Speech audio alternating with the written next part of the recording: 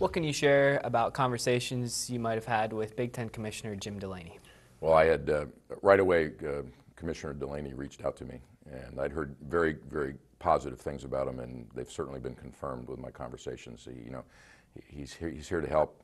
He understands Penn State, and so I had a conversation with him the first day I was on the job, if you will.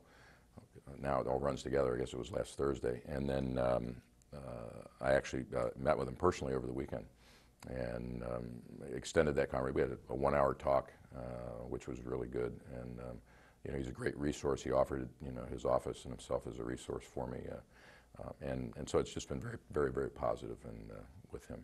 Have you talked with any other ADs in the Big Ten? I've talked to several of them, and they also were very same way. They reached out to say, look, we're here to help. We're here to get you up to speed, and anything we can do for you, you let us know. And then we've been on the phone collectively because we have general AD meetings, Big Ten. I've been in a couple of those, and then they've collectively said the same thing. So it's been very hospitable.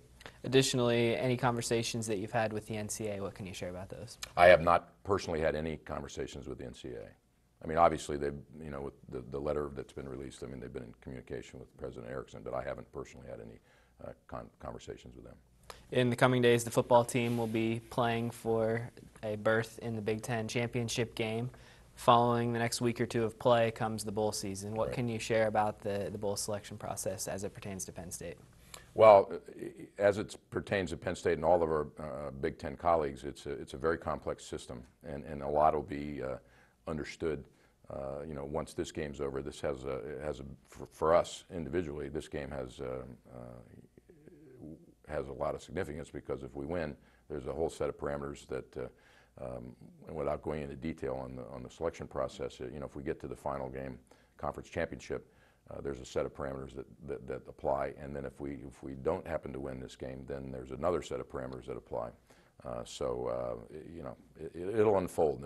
It'll be a lot of things unfolding in very few days now. Penn State fans all over America are curious about the search for the next football coach. What types of steps do you take to begin that process, and then some of the steps that follow to wrap that up? The President and I had discussions yesterday about this, and we'll be in very short order ramping up. We'll have a selection committee named. We probably won't name that until after Thanksgiving, and then that selection committee will work together to, in an appropriately expeditious fashion to, select our next coach. What types of qualities are you looking for in a football coach? Well, I'm personally looking for people that, and I know all of us will be, that espouse those ideals of understanding that this is a college of intercollegiate athletics, and I keep repeating that, but I think that's a great metaphor, and that they're all about doing things the right way and having a very quality program. Winning games is great, and I want to win as many games as anybody else does, but I want to do it the right way. And so I've always tried to do well while doing good. And so that's the mantra that I want to see in this coach. Pays attention to everything about the student, the Greek ideal, paying attention to all aspects of their education, not just the football field. You touched on the time frame a little bit. Is there a time frame in your head that you'd like to have this process? There's no specific time frame, although we realize that we're at a crossroads and a juncture here where there's a lot of things going on at the same time. Number one, we didn't want to distract the young men that are out there on the football field, nor the coaches unnecessarily, but obviously these are tumultuous times, and there's distraction anyway.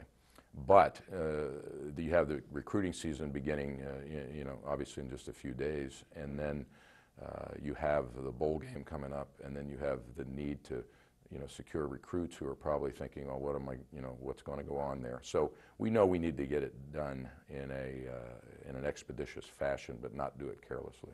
You mentioned the recruits. What are you saying to the recruits right now?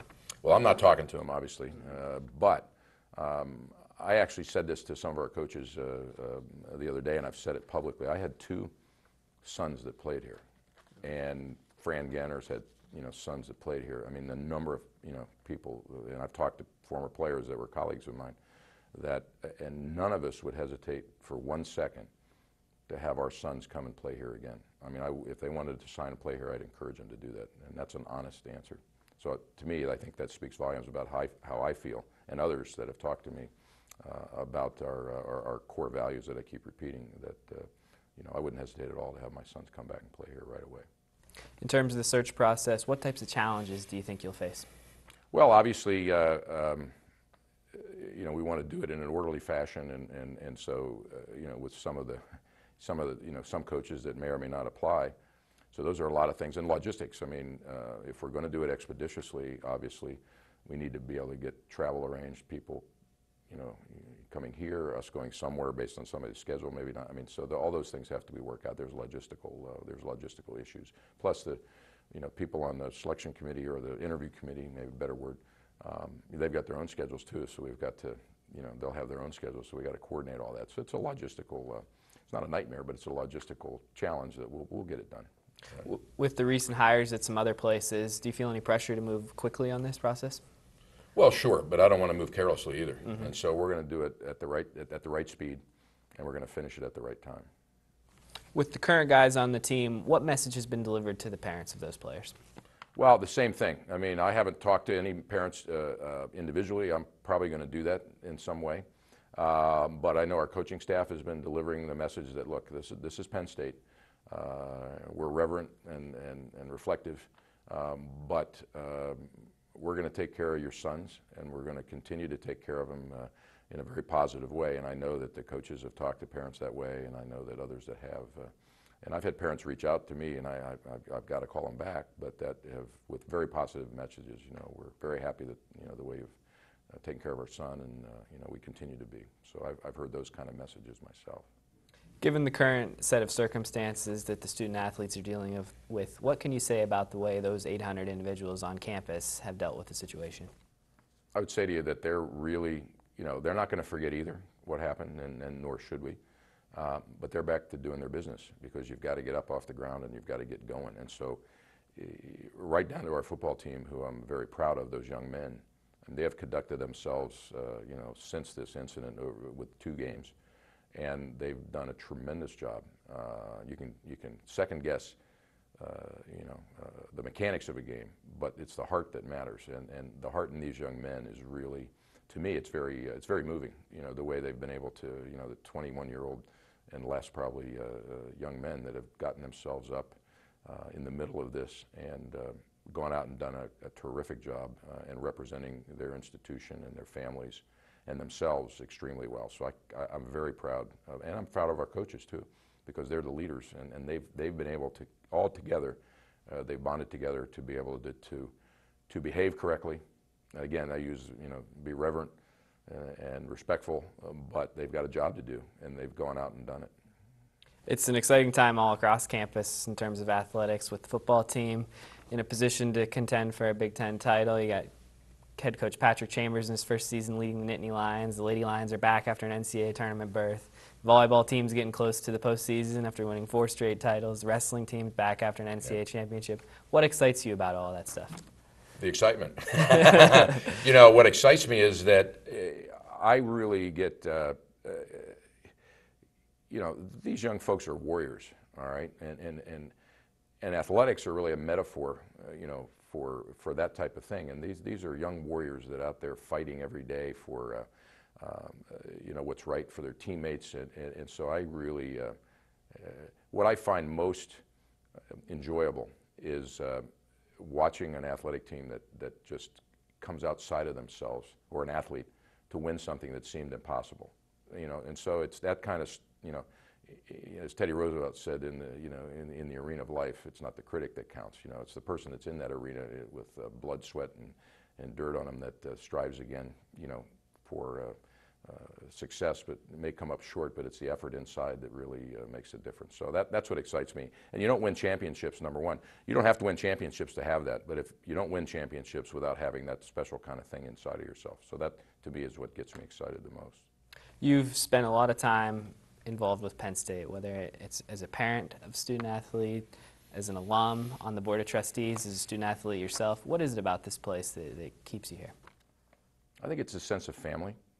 I mean, we've got nearly 600,000, alums right now, and if you think about it, we've got 100,000 students, give or take, spread out over all of our, our system.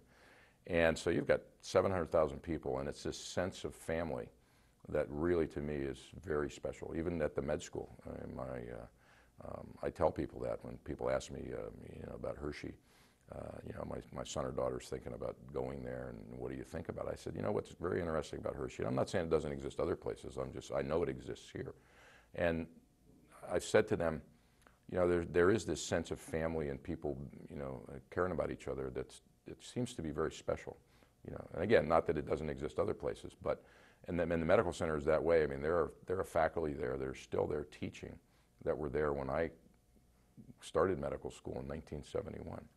And great faculty that have stayed there because there's some special reason. In this place up here, the main campus and all the other campuses are just like that. So I think that's the thing that's really special about Penn State, that it's this sense of family, and there is an underlying sense of trying to do things the right way. So I just think it's a great place that I've been honored to be able to be associated with. Finally, one last thing before we let you go. What is your message to the fans of Penn State athletics?